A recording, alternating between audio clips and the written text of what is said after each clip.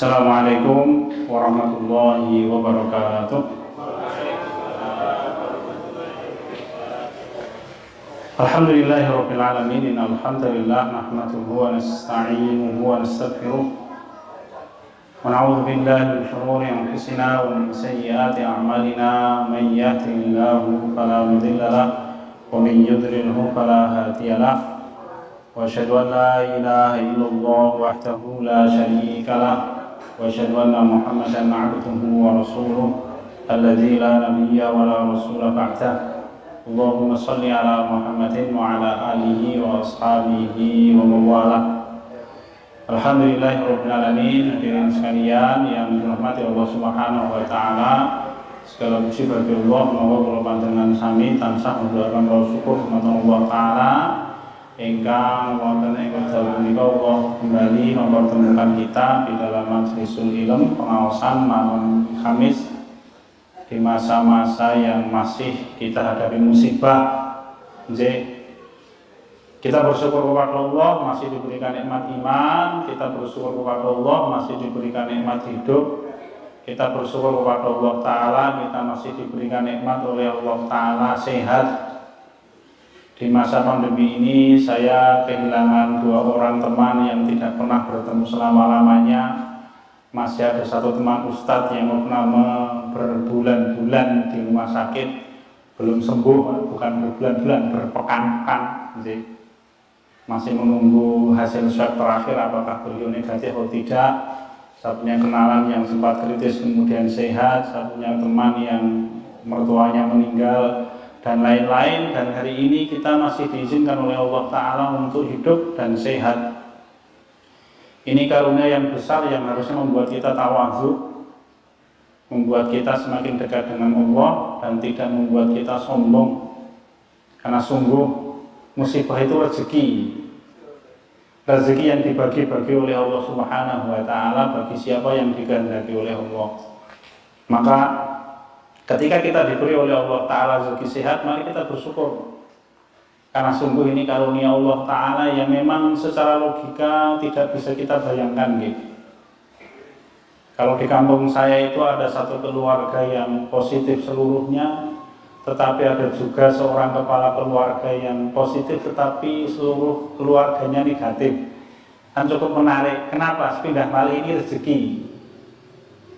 Dan jangan kita menganggap bahwa ini musibah yang tidak nyata, karena real, yang meninggal jumlahnya tidak hanya ratusan, tidak hanya ribuan. Tapi sekali lagi kita masih dipilih oleh Allah Ta'ala untuk sehat. Semoga kita bisa menikmati rezeki Allah yang diberikan oleh Allah Ta'ala berupa sehat. Mari kita bersyukur kepada Allah. Salah satunya dengan kembali kita belajar Islam untuk memperbaiki diri. Beginilah akhir zaman. Kita hidup di suatu masa di mana Allah menciptakan bagi manusia itu masalah. Coba bayangkan kalau panjenengan sami tinggal di satu daerah sing lor muntuk-muntuk, gitu, pilek arwato, sing kidul dikhawatirkan akan dari bencana besar, tsunami dan lain-lain. Ya inilah akhir zaman. Kenapa Allah Ta'ala menciptakan banyak masalah di akhir zaman? Karena maksiat yang dikerjakan oleh umat manusia. Masa Kanjeng Nabi kita Muhammad SAW, masanya Khulafaur Rasyidin itu orang berbuat maksiat sembunyi-sembunyi. Zaman itu Kanjeng Nabi Muhammad SAW itu ada orang yang berzina. Jadi ada sahabat yang berzina, tetapi tidak ada orang yang mengetahui. Nah, kenapa kemudian akhirnya kasusnya diketahui? Karena dua orang yang berzina itu mengaku dan minta disucikan oleh Kanjeng Nabi kita Muhammad SAW. Disucikan maksudnya apa? Dirajam sampai mati. Yang meminta adalah orang yang mengerjakan perbuatan itu. Tidak ada orang yang tahu. Ya hanya mereka berdua yang tahu. Jadi Rasul kita mendidik umat untuk menjadi orang-orang yang mana ketika mereka berbuat maksiat itu betul-betul sembunyi, delik tenanan, orang-orang ngerti. Tetapi kita hari ini tinggal di suatu masa di mana orang yang soleh tidak banyak bisa tampil, sedangkan ahli maksiat berani tampil, bahkan ketika bermaksiat direkam, kemudian ditampilkan di media sosial, kemudian itu menjadi bahan kebanggaan. Contohnya hadirin sekalian, astagfirullah wa iyyakum, kalau wingi ketika bela kehormatan Kanjeng Nabi Muhammad sallallahu alaihi wasallam, saya bertemu dengan seorang teman saya. Nggih. Yo nek wong ora kenal, lah kula niki mriki mawon ndelik-ndelik Pak, ngoten niku nggih Mas. Ya sudah, iya. Bayangkan orang kepengen mengekspresikan cintanya kepada Nabi kita Muhammad SAW dan menjaga kehormatan Kanjeng Nabi kita Muhammad SAW. Dia harus bersembunyi-sembunyi, dia harus menutup wajahnya, dia harus menutup seluruh badannya agar tidak dikenal oleh siapapun. Ya inilah akhir zaman. Pramila kemudian apa yang terjadi? Allah menciptakan banyak sekali masalah di dalam kehidupan manusia ini. Nanti akan diselesaikan kapan? Pada masa mulianya Islam. Mangke. Hari ini belum. Ya. Jadi hari ini adalah satu masa tamhis. Masa di mana Allah Ta'ala menyaring manusia, mana orang-orang yang setia kepada Allah, mana yang tidak. Awit punapa Nabi Muhammad SAW menyampaikan, ini nanti ujungnya adalah umat Islam akan dipecah oleh dua kelompok manusia. Fustatul iman la nifaqo fi wa fustatul nifaq la iman fi. Bahasanya Kanjeng Nabi kita Muhammad SAW mengenai hadis sahih, beliau menyampaikan nanti umat ini akan menjadi dua kemah, dua kelompok besar, kelompok orang-orang yang beriman yang tidak ada kemunafikan dan kelompoknya orang-orang munafik yang tidak ada keimanan sedikit pun. Nah, setelah itu orang akan bertemu Dajjal, Dajjal kalah. Setelah itu Ya'juj Ma'juj dikalahkan oleh doanya Nabi Isa alaihissalam. Setelah itu bumi ini akan melimpah berkah, sebagaimana berkah ketika Nabiullah Adam alaihissalam simbah kita menginjakkan kaki pertama kali di muka bumi ini. Mem seso, saiki dereng. Sekarang belum. Maka karena ini adalah masa-masa ujian, apa yang perlu kita persiapkan? Kekuatan iman. Allah Ta'ala paling sabda, a'udzu billahi minasyaitonir rajim, wa ja'alna minhum a'immatan yahduna bi amrina lamma sabaru wa kanu bi ayatina yuqinun. Dan kalau patus kene, Allah Ta'ala paling sabda, a'udzu billahi minasyaitonir rajim, wa ja'alna minhum a'immatan yahduna bi amrina lamma sabaru. Dan kami jadikan di antara manusia itu a'immah, tokoh-tokoh, pribadi-pribadi besar. Sekedar nek kula tuliskan nggih, kalau bau tidak saya tuliskan ayatnya. Ayat punika Allah sebatakan wonten ing surat As-Sajdah, surat yang 32. Ayatnya lupa saya, nanti bisa dicari di dalam surat As-Sajdah nih, karena surat As-Sajdah itu surat yang pendek dan disunahkan untuk kita baca sebelum tidur. Dan ngapalke gampang surat As-Sajdah. Namun panjenengan padosi mangke wonten surat As-Sajdah. Allah Ta'ala ngendika, a'udzu billahi minasyaitonir rajim, wa ja'alna minhum a'immatan yahduna bi amrina lamma sabaru. Dan kami jadikan bagi manusia itu, di dalam kehidupan manusia itu, a'immah, tokoh-tokoh, pribadi-pribadi yang hebat. Ya. Yahduna bi amrina, mereka bisa mengajak manusia untuk mengikuti petunjuk kami. Ini cara yang diajarkan oleh Allah supados kula panjenengan sami menjadi orang yang istiqomah dalam keadaan apapun. Kita tetap mentaati Allah Subhanahu wa Ta'ala. Kapan itu? Yahduna bi amrina. Dia bisa mengajak manusia untuk mengikuti ajaran kami. Dia bahkan tidak hanya mengikuti ajaran Allah, tapi dia bisa mengajak manusia untuk mengikuti ajaran Allah. Kapan itu? Dua syaratnya. Lama sabaru wa kanu bi ayatina yuqinun. Pada waktu dia sabar dan pada waktu dia yakin dengan ayat-ayat kami. Jadi kalau kita kepengen menjadi orang yang tangguh di dalam menghadapi semua masalah di akhir zaman, mau apapun itu, karena kita tidak tahu nggih Bapak, kemampuan manusia punika namung prediksi. Contoh, nek yang di utara itu saniki pun mulai pilek gitu, beler-beler. Nek panjenengan ikut di akun-akun sosial yang live puncak Gunung Merapi itu sudah mulai dilewer-dilewer gitu. Itu kalau para ahli menyampaikan bahwa kekuatannya tidak akan sedahsyat tahun 2010. Teori ini, ya, itu teori yang dikemukakan oleh manusia. Ya kita berharap bahkan kalau perlu tidak begitu. Kita berdoa kepada Allah Subhanahu wa taala agar kita dijauhkan dari mara bahaya. Tetapi kita tidak tahu dengan kebijaksanaan Allah apa yang dikehendaki oleh Allah. Maka satu sisi kita berdoa kepada Allah semoga Allah taala menguatkan kita untuk mentaati Allah. Satu sisi kita berdoa agar kita dijauhkan dari bencana. Tetapi di sisi lain ya kita kemudian harus memahami bahwa memang kita hidup di suatu masa penuh dengan bencana. Di akhir zaman akan menikah. Godaannya berat, ujiannya tidak ringan. Maka kemudian terus pundi supados kula panjenengan sami menjadi orang-orang yang istiqomah. Maka caranya seperti yang diajarkan oleh Allah Ta'ala tadi, sabar dan yakin. Sabar di dalam mentaati Allah dan yakin dengan janji Allah Subhanahu wa taala.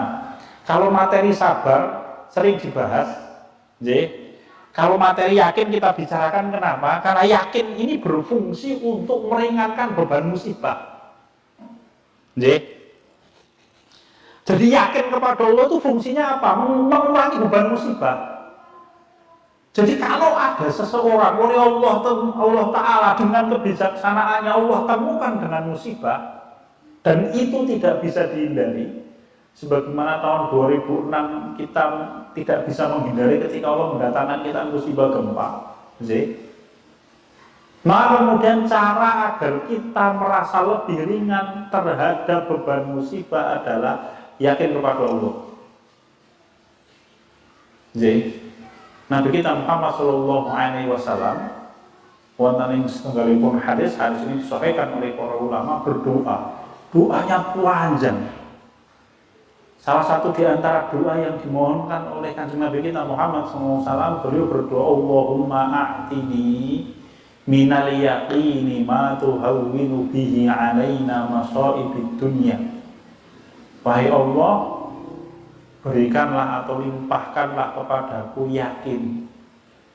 Kenapa? Karena dengan yakin itu beban-beban musibah dunia akan terkurangi dan menjadi ringan. Terus pundi? Larang-larangane terus pundi? Bapak, ibu-ibu, hadirin sekalian, asadhanillah wa iyyakum. Musibah itu ketika Allah hadapkan kepada orang yang tidak beriman, maka itu hukuman dunia sebelum hukuman di akhirat. Musibah itu kalau Allah tetapkan untuk orang-orang yang beriman sing rada ndriya, maka itu merupakan teguran Allah agar orang yang beriman ingat kepada Allah. Kalau musibah itu Allah berikan kepada orang-orang yang soleh dan tidak bisa dihindari, maka itu merupakan cara Allah untuk mengangkat derajat orang-orang yang soleh itu menjadi lebih tinggi lagi di hadapan Allah Subhanahu wa taala. Jadi memang ada musibah yang murah mungkin menungso luput, dia harus kena. Mbuh sesoleh apapun dia, mbuh seburuk apapun maksiatnya, dia tidak akan luput. Kenapa? Memang tiga perkara itu. Dan kemudian panjenengan kami mohon kepada Allah semoga kita itu kelompok paling akhir yang soleh yang tidak mungkin luput dari musibah karena kita tinggal di masa musibah. Ya kalau kita berdoa semoga kita luput dari musibah, gitu. Misalkan akhirnya kita harus bertemu dengan titik di mana kita harus bertemu dengan musibah itu. Terus pun caranya? Caranya adalah yakin kepada Allah. Karena yakin kepada Allah itu akan membuka pintu-pintu jalan keluar yang bagi manusia tidak mungkin dipikirkan dan tidak sanggup diselesaikan masalah itu dengan logika manusia. Jadi, contoh, Nabi Musa alaihissalam itu diberikan oleh Allah Ta'ala musibahnya nopo? Diusir dari negeri Mesir, diuyak oleh Fir'aun. Beliau bersama dengan semua Bani Israel sekitar 670.000 orang. Nah kemudian Allah mewahyukan kepada Nabi Musa alaihissalam hari itunya malam nih. Malam itu Nabi Musa bersama dengan Bani Israel harus segera keluar semuanya dari Makkah. Dari Mesir untuk Mekah barang ini. Dari Mesir. Harus keluar, arahnya ditentukan Murono. Maka Nabi Musa alaihissalam bersama dengan Bani Israel pokoknya segera kukut-kukut,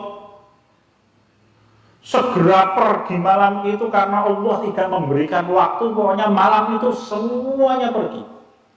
Fa'auhayna ila Musa asri bi'ibadi laila innakum muttaba'un. Dan Allah menyampaikan, wahai Musa, gade-gade cepat, kenapa engkau akan dikejar oleh Firaun. Maka semua Bani Israel termasuk Nabi Musa alaihissalam kukut-kukut soaisane karena dawuhnya malam itu dan harus dikerjakan, pergi dari Mesir menuju arah yang ditentukan oleh Allah. Berat bapak-bapak, ibu-ibu. Sebagian ulama menyampaikan Nabi Musa itu diutus oleh Allah setelah wafatnya Nabiullah Yusuf alaihissalam kira-kira 1000 tahun. Coba dibayangkan hadirin, Bani Israel itu menetap di Mesir 1000 tahun misal, dan harus meninggalkan semua keadaan hidup mereka ini. Berat, itu musibah. Tapi ini dawuhnya Allah, dikerjakan.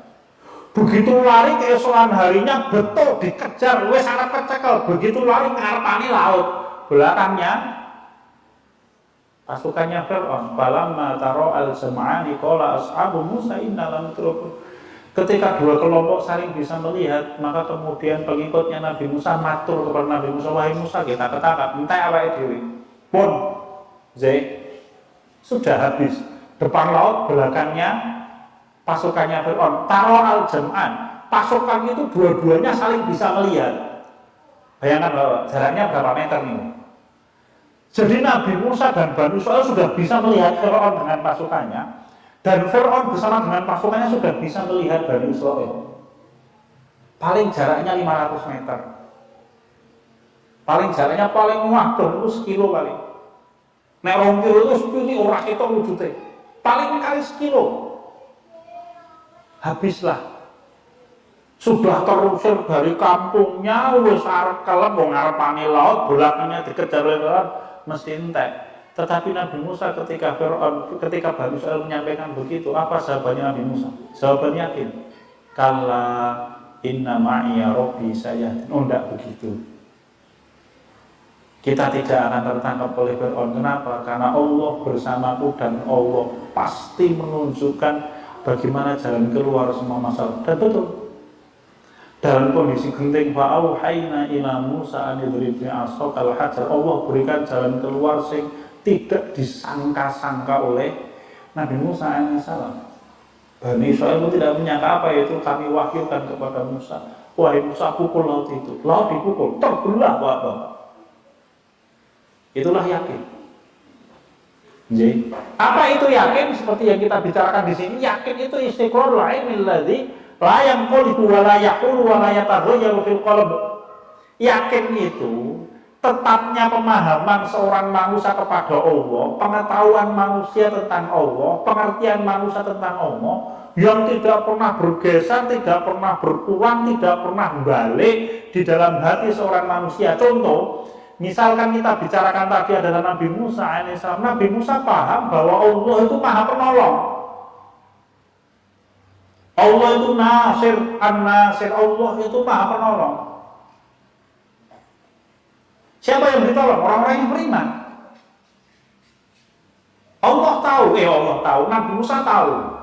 Pada waktu Bani Israil yakin, percayanya bahwa Allah Maha Penolong sudah mulai luntur. Kenapa? Karena Bani Israil melihat tidak ada celah. Depannya laut, belakangnya pasukan Fir'aun.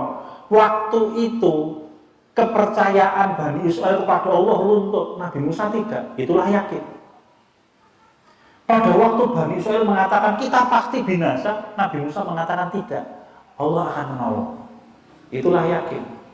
Jadi yakin itu tetapnya kepercayaan manusia kepada Allah di dalam hati yang tidak pernah bergeser, tidak pernah berkurang, ora tahu bolak-balik. Itulah yakin. Itu kunci. Kunci apa? Kunci kemudahan semua masalah.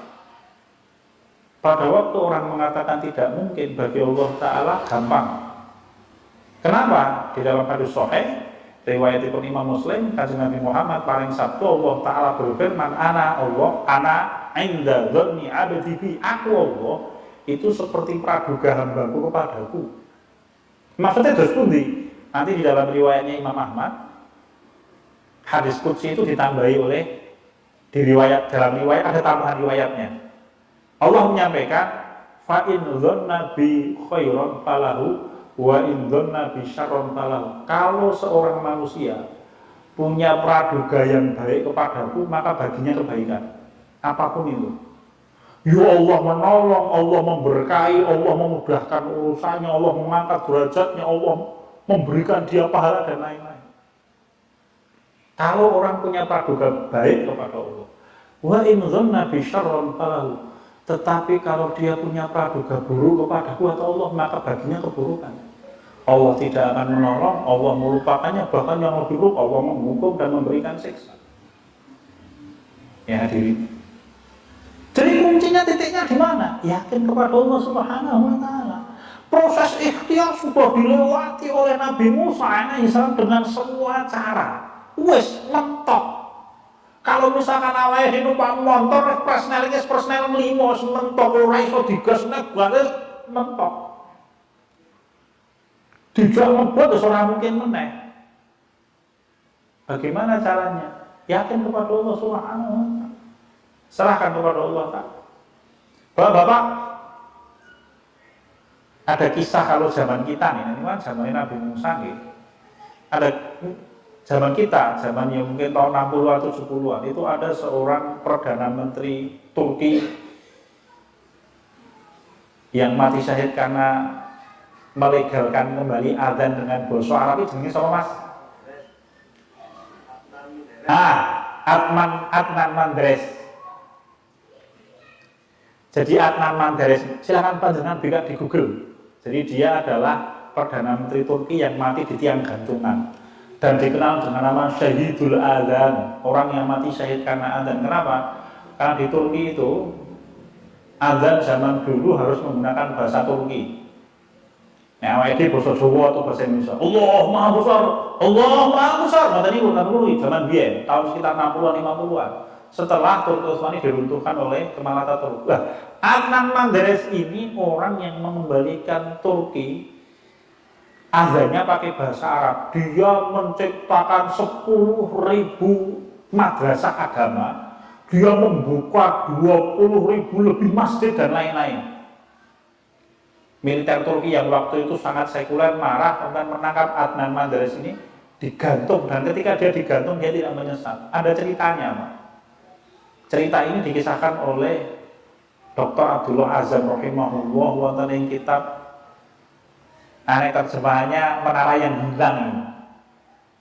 Ya, Manaratud Dha'i'ah kalau tidak salah. Nggih.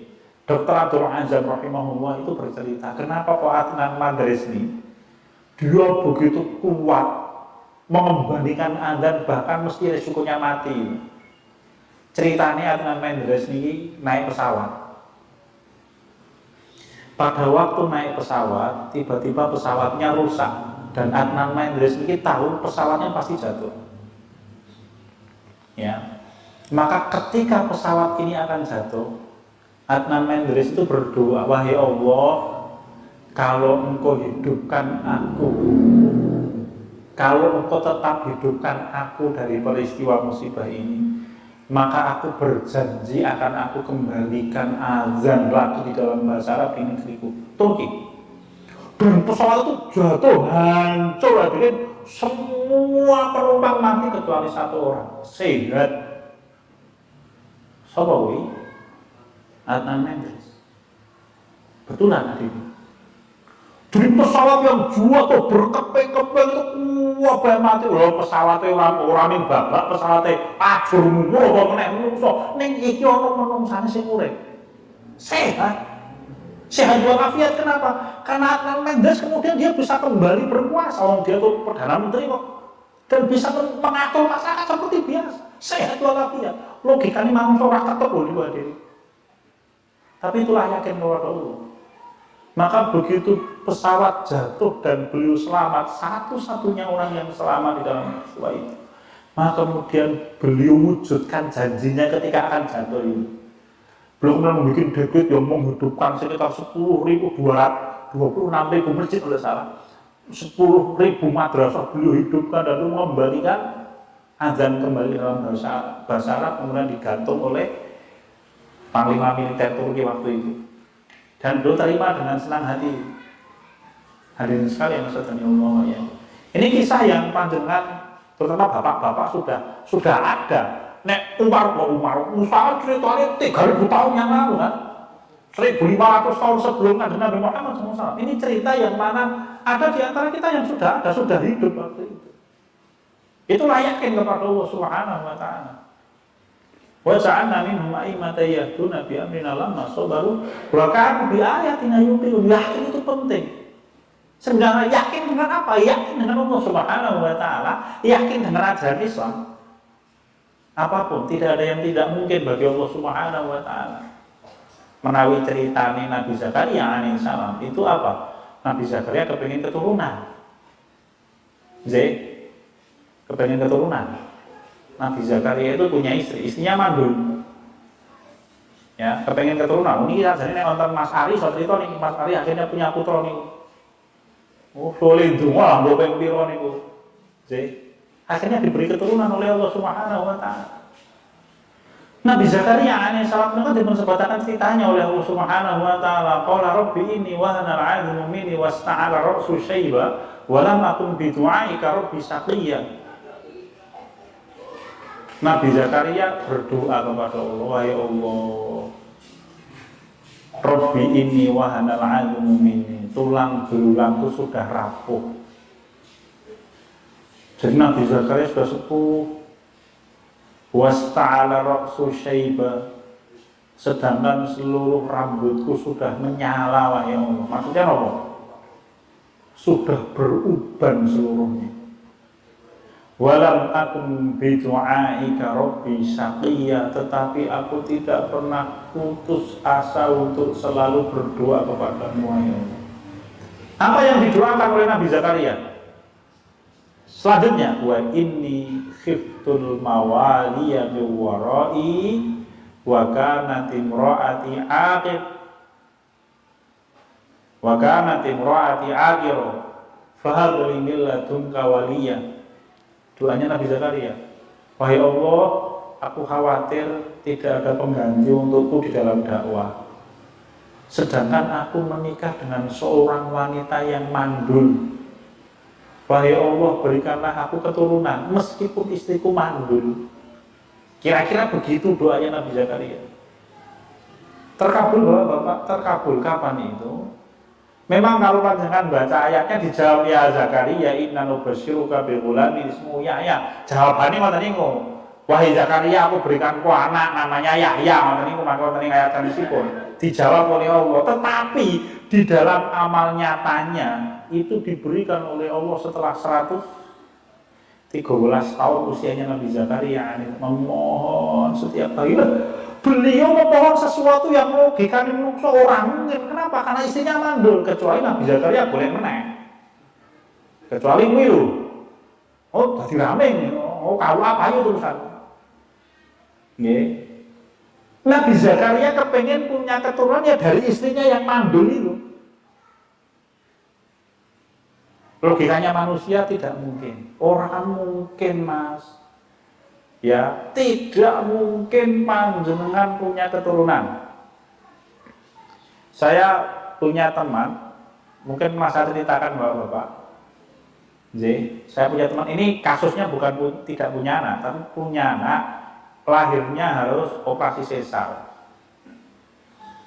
Terus kalau tasih kemutan, malam Senin ngisi pengawasan, bakdo misa selesai. Pak do maghrib sampai misa, selesai sholat misa, mulai takmir masjid, selesai pulang dari jamuan dari takmir masjid, kemudian saya ditunggu di tempat parkir oleh mas panitianya ini, di tempat parkir motor. Kemudian begitu saya mendekat, belum menyampaikan Ustadz, saya kepingin konsultasi. Saya tidak cerita kepada siapapun nih, saya mau ceritain jenengan. Kenapa istri saya ini Ustadz hamil besar akan melahirkan, dibawa ke dokter spesialis kandungan itu menyampaikan bahwa jalan lahirnya anak saya itu tertutupi oleh plasenta. Kurang mungkin lahir normal. harus operasi sesar. Apa yang harus saya kerjakan gitu? Aku di dokter, waduh bingung kali nggak apa. Saya sampaikan ke pemerintah, catering mau mas, wes. Saat ini jenengan sama istri jenengan ngoco surat al-fatihah sebanyak-banyaknya di rupiah. Meminta kepada Allah dengan perantaraan surat al-fatihah. Terus pun caranya saya sampaikan jenengan wudhu. Isi panjenengan wudhu kalau mau baca setelah itu baca surat al-fatihah. Pegang perut isi panjenengan juga pegang perutnya semua surat al-fatihah. Oke rasa dihitung. Kenapa? Karena Rasul dan para sahabatnya itu kalau ada orang yang sakit diruqyah dengan membaca surat al-fatihah. Oke pokoknya. Satu pekan kemudian ketemu lagi dengan saya karena kajiannya rutin dan lu menyampaikan alhamdulillah Ustaz. Niki dokternya menyampaikan jalan lahir anak saya terbuka 30%. Nggih. Terus bos dulu wacake meneh. Satu pekan kemudian ketemu lagi dengan saya, putranya lahir normal. Nggih, hadirin sekalian. Saya itu wonge sing urip, nggih. Bisa saya minta cerita kepada panjenengan. Itulah yakin kepada Allah Subhanahu wa taala. Betul kata Rasul dan Rasul tidak pernah berkata dusta. Wa atini minal yaqini ma tuhawwinu bihi alaina masaibi dunya wahai Allah, limpahkanlah kepadaku yakin yang dengan yakin itu meringankan semua beban musibah dunia sapa wae. Itulah yakin kepada Allah Subhanahu wa taala. Ya, tidak ada yang tidak mungkin bagi Allah Subhanahu wa taala. Semua hal di dunia ini pasti mudah bagi Allah Ta'ala. Zalika 'ala Allah yasir. Urusan seperti itu bagi Allah gampang, gampang. Tinggal bagaimana kemudian kita memiliki hubungan yang baik dengan Allah. Salah satu yang diajarkan oleh Allah, yakin kepada Allah. Jadi, pertanyaannya kemudian bagaimana cara kita membangun yakin kita kepada Allah Subhanahu wa taala? Ada 3. Jadi, 3. Imam Ibnul Qayyim al-Jauziyah rahimahullah menyampaikan 1. Yakin itu bisa dibangun pertama kali nopo ingkang sepindah. Tinggal berapa menit nih Mas?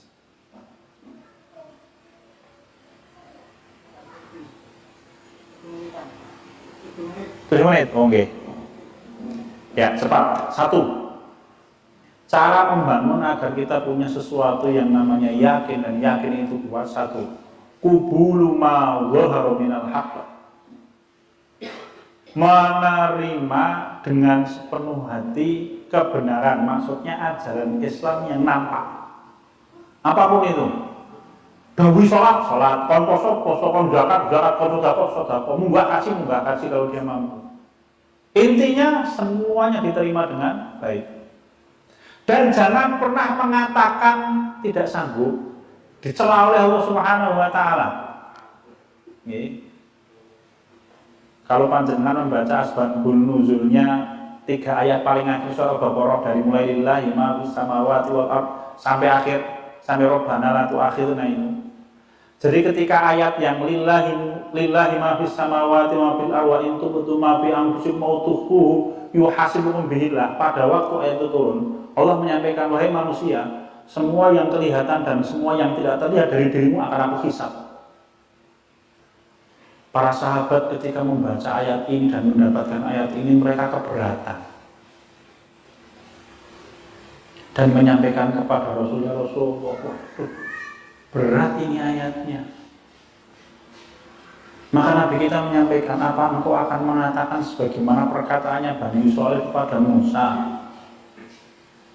Jadi Bani Israil itu ketika diperintahkan masuk ke dalam Palestina, lalu jawab ke goblok ngayal nyelkit Bapak. Bani Israil, gitu, panjangan sondelo Israil dinamanya tanya harus modelin semua itu. Jadi ketika diminta untuk masuk ke Palestina, Bani Israil itu menjawab di hadapannya Nabi Musa, idhhab anta wa rabbuka faqatila inna hahuna qa'idun. Bon, Musa gini aja wis. Saat ini Anda Allah dan Anda silahkan pergi ke Palestina. Kalian berdua perang sana. Mulai menang, kandake kami akan duduk di sini menunggu beritanya seperti apa. Oh, hebat loh Bapak. Ngayal tenanan. Kenapa? Yang dia sampaikan itu kepada Nabi. Maka Nabi Muhammad mengatakan apa kowe kepengin kaya Bani Israel. Maka cocok nek ana wong mail wah Israel kowe iki wae cocok. Nggih. Maka kemudian para sahabat radhiyallahu anhum menyampaikan, "Enggak, iya, sadar." Ya. Kemudian mereka mengatakan, "Sami'na wa ata'na, ghufranaka wahai Allah, kami dengarkan perintahmu, kami taati perintahmu. Kalau kami tidak sanggup, maka kami minta ampun kepadamu." Ya Bapak-bapak, itu sifatnya seorang mukmin. Saya pengen bikin tulisan ya, saatnya hari ini. Tapi karena hari ini tulisan di Facebook saya yang lain, maka besok mungkin saya munculkan.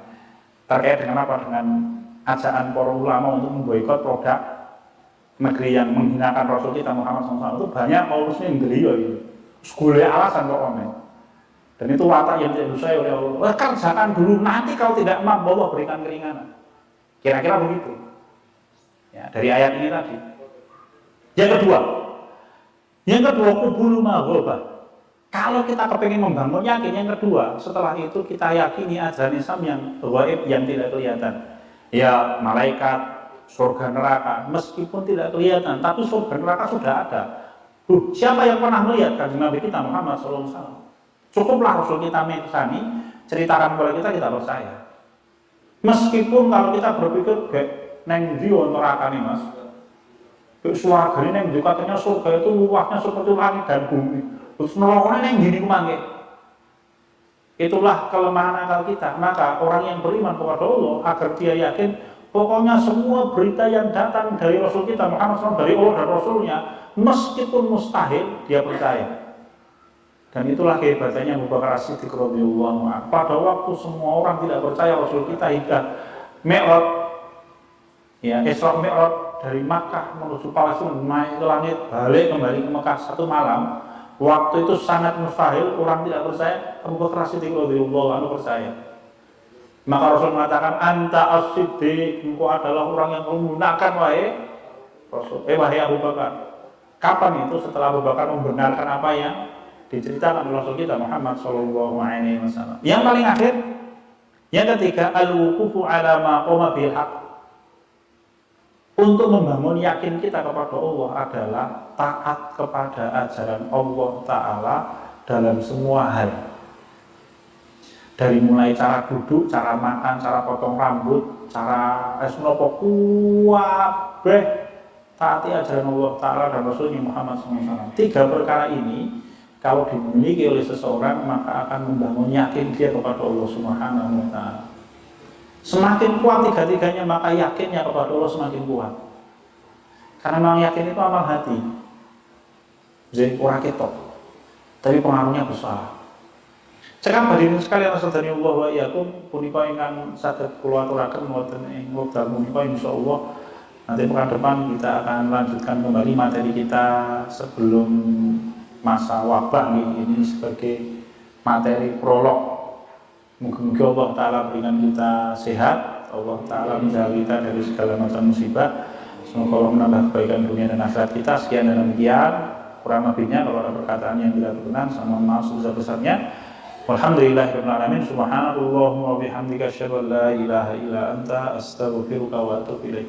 Assalamualaikum warahmatullahi wabarakatuh.